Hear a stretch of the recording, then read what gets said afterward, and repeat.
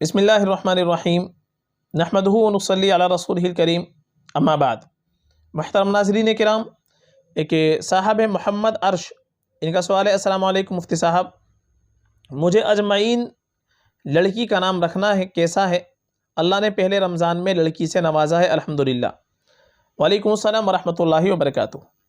देखिए, जो लफ्ज़ आपने पूछा है अजमईन, ये अजमईन नाम रखने के लिए बिल्कुल मुनासिब नहीं है, चूँकि अजमईन के माने आते हैं सब के सब, एक साथ, सारे के सारे, और जमा किए हुए, जैसे रज़ी अल्लाहु अन्हुम अजमईन, सहाबाए किराम, अल्लाह उन सब से राज़ी हो गया, अन्हुम अजमईन, उनसे, और अजमईन के माना सब से। तो अजमईन के माने आते हैं सब के सब, एक साथ, और बहुत सारे, जमा। तो अजमईन ये बिल्कुल मुनासिब नहीं है नाम रखने के लिए, चूँकि इस्म होना बेहतर होता है, और ये फ़ेल है और ये जमा का सीगा है, ये नाम बिल्कुल मुनासिब नहीं। अजमईन नाम हमको नहीं रखना चाहिए। अजमईन से बेहतर ये है कि आप कोई अच्छे नाम रखें, सहाबियात के नाम रख लें, अज़वाज मुतहरात के नाम रख लें।